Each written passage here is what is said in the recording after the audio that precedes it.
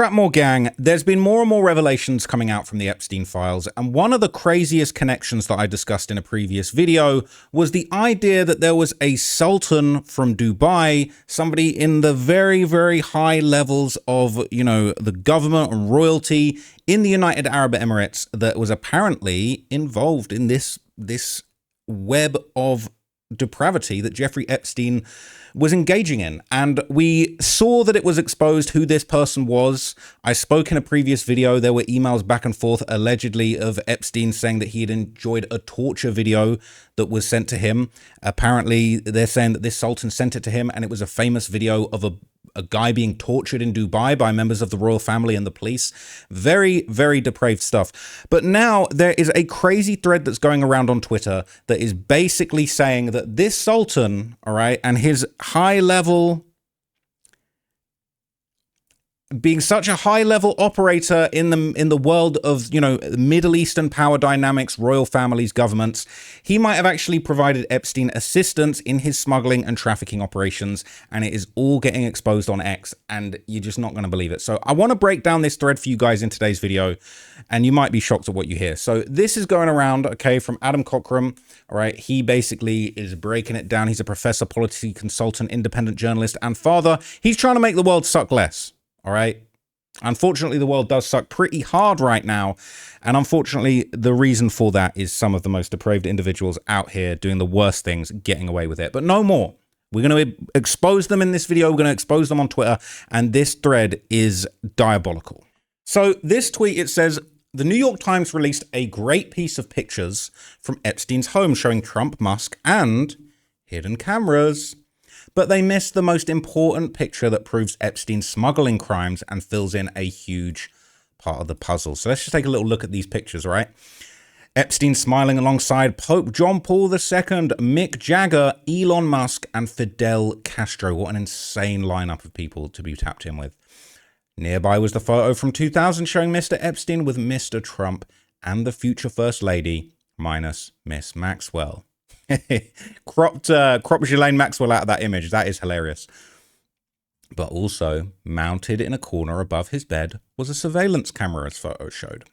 Okay, so part 2 says this picture right here shows Epstein being very friendly with Sultan Ahmed bin Sulayem, a Emirati businessman. Okay, he holds 3 important positions: chairman of the Jebel Ali Free Zone, Jafza in Dubai, chairman and CEO of DP World.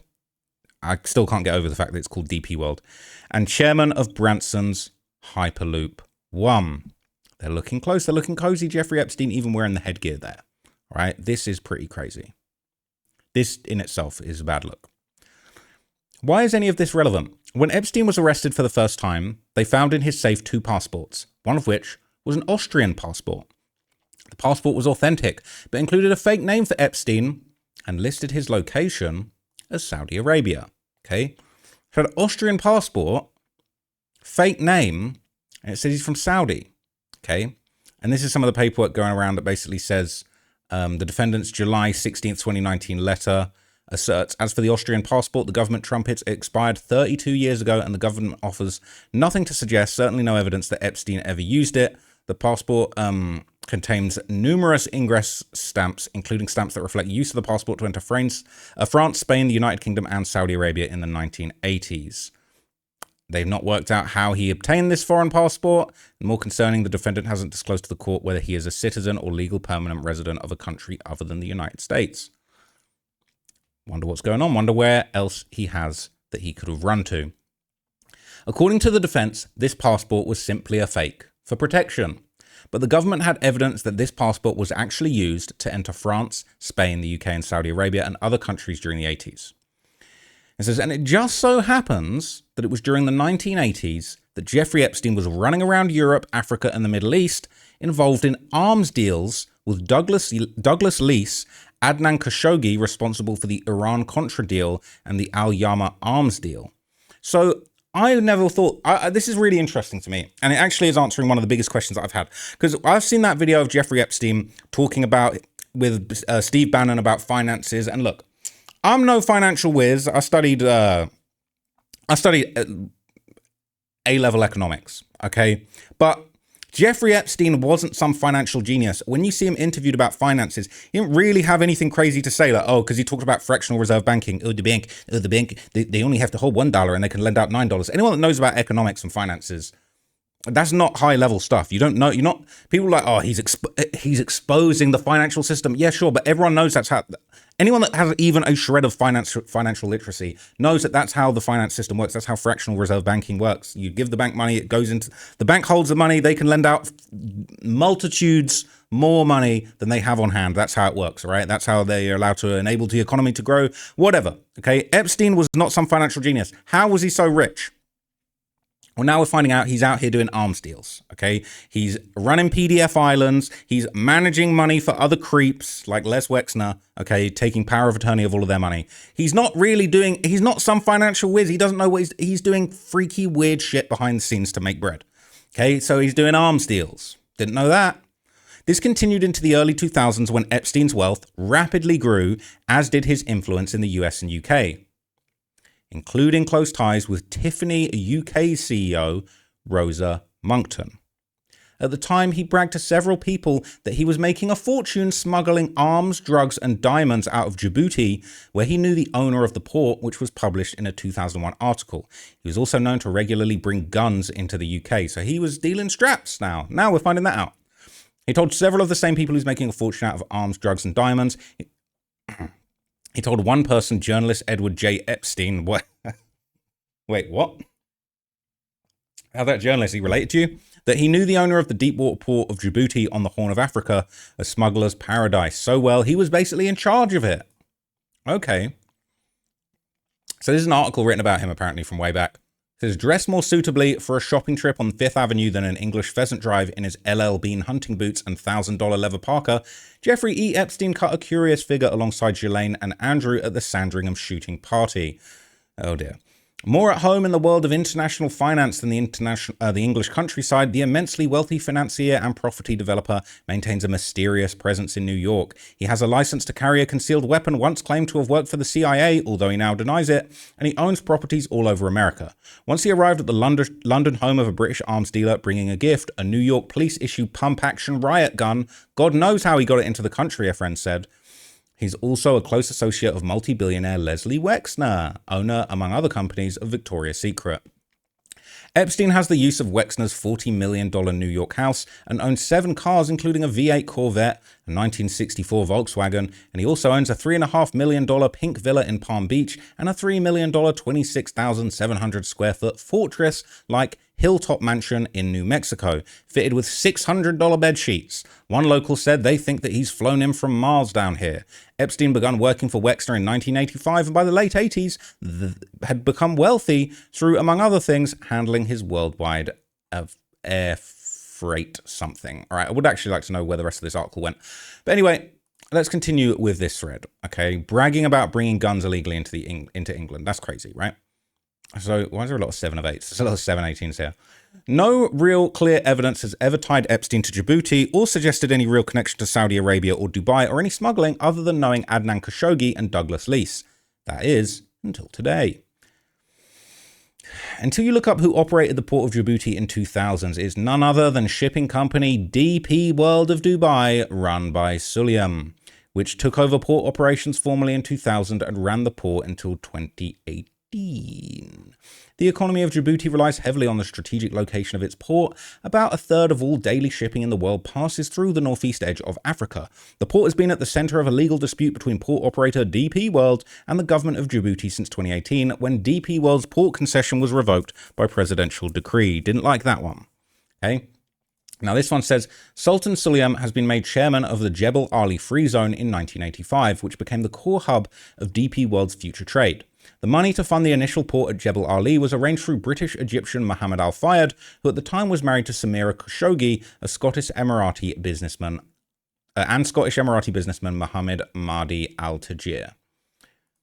Adnan Khashoggi and Bruce Rappaport, both arms dealers and port investors, had cargo come out of the port of Djibouti at that time, all while it was under the management of Ilyas Musa Dawal, an Ethiopian immigrant to Djibouti who had studied in France and made a prominent connections with French authorities.